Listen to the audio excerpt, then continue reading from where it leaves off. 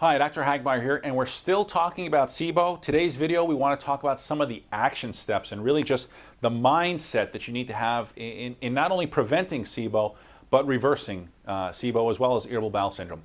I also want to share with you, what you should look for in a doctor who says that he or she specializes in IBS. The last thing we'd want you to do is just fall into the traditional standard treatment approach of, you've got IBS and here's your stool softener, or here's your Imodium AD, or here's your Mitza, or here's your medication, because again, those medications aren't really going to change the cause of your problem, okay?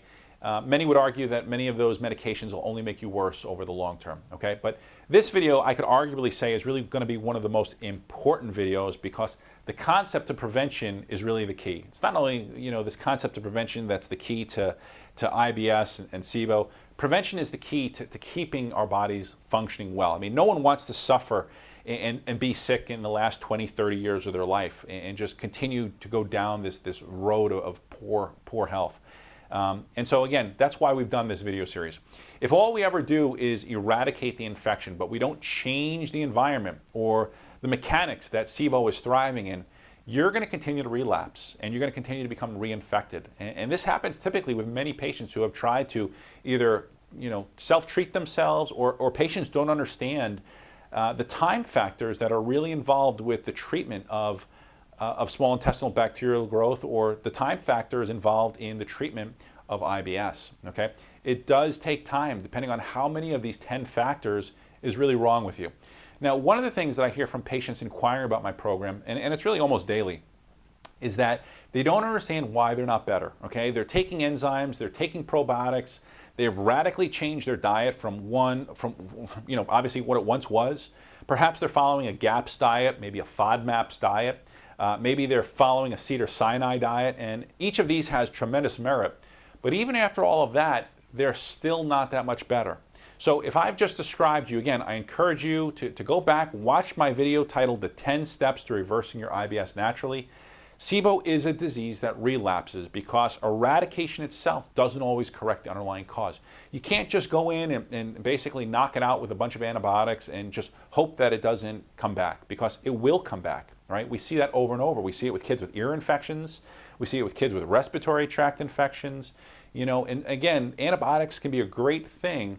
Unfortunately, they can also be just a horrific thing, okay? Remember, we need to treat the whole body, not just the GI system, okay? When you really start to look at the whole body and you really start to look at this big picture, meaning that you begin to understand that everything is really connected, everything is really just interwoven and integrated, it's really hard not to get better if you take that approach. I'll tell you, not that long ago, I had a patient who suffered with terrible, terrible case of migraines. She had chronic fatigue, she had thyroid problems, she was always anemic. She'd been to over 13 different doctors in an 18-month period of time. She'd been to the Mayo Clinic, she'd been to several local hospitals in the Chicagoland area. Some of the best and the brightest doctors were basically trying to help her heal. But the approaches were still all the same. There were still more and more medications, more and more drug therapy. She was basically at her wit's end, and she told me that when she came in, she said, Dr. Hagmeyer, if you can't help me, I don't think I want to go on living. This has affected my relationships, it's affected my husband, I can't go to my kids' soccer games, it's cost me my job, I have no social life, I'm afraid to go out in public, I'm 40 years old, and I have to wear an adult diaper just to go out. Prior to coming to my office, she was tested for celiac disease because she had just many of the different symptoms. And when her test came back negative, her doctors told her that she did not have celiac disease. And so gluten was not a problem for her. And the doctors in this very well-known hospital told her that she could continue eating gluten, but it probably wouldn't make much of a difference if she discontinues it or continues eating it. In fact, she could continue eating all of the grains. It wouldn't really make much of a difference because, again, she didn't have celiac disease. Well, that was problem number one. This was her final blow, though. She was hoping she had celiac disease because she thought she would finally get some answers, okay? But when we went through our diagnostic testing, which again was very, very different, and I felt that she actually needed to be retested for gluten, among many other things. So my testing did indicate that she, in fact, did have a gluten sensitivity. And so although she didn't have celiac disease, she was positive for gluten and many other different grains that she was eating on a regular basis. She began my metabolic program, and within a 3-month period of time, she no longer was suffering with daily headaches. Her brain fog had lifted. She was thinking clearer. Her chronic pain was about 60% better. Her energy had improved by over 50%. And within a 12-month period of time, she was a completely different person, and she felt almost 100% better. Now, this was just a reminder to me because, again, why it's so important to really look at that big picture. It's so important, you know, that you just look at everything. So here it is in a nutshell. Here's how gluten was able to cause many of these different problems. Gluten intolerance can cause systemic inflammation.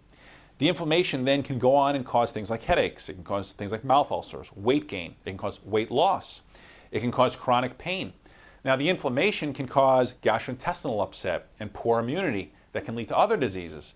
If this goes untested and untreated for a long enough period of time, it can turn on genes for an autoimmune thyroid, okay? And so, again, now the patient is going to have ongoing fatigue, ongoing brain fog, maybe perhaps hair loss. And again, this thyroid imbalance will continue to cause other hormonal shifts. It'll cause vitamin mineral imbalances. It'll upset her blood sugar regulation, leading to things like insulin resistance, metabolic syndrome, diabetes, okay? This insulin resistance and the surges of insulin can then sabotage or further sabotage her hormonal imbalance, okay? That can now lead to things like menstrual cycle irregularities, hot flashes, cysts, endometriosis, and eventually lead to chronic pain and even infertility.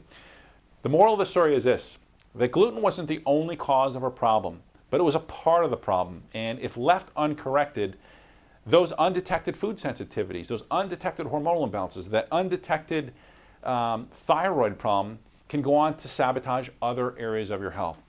And if that's what's happening to you, maybe you haven't worked with a doctor yet who has really looked deep enough and has dug deep enough into more of the bigger picture, okay?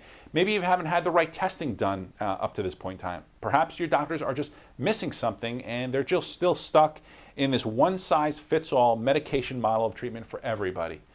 And that's just unfortunate. If you want to get well, and especially if you have a chronic case of IBS, you know, constipation or diarrhea, again, moral of this video, okay, takeaway point here is it's not just a problem with IBS. It's not just a problem with SIBO. This is a multi-system problem, okay? You really need to treat the whole system. You need to look at the big picture.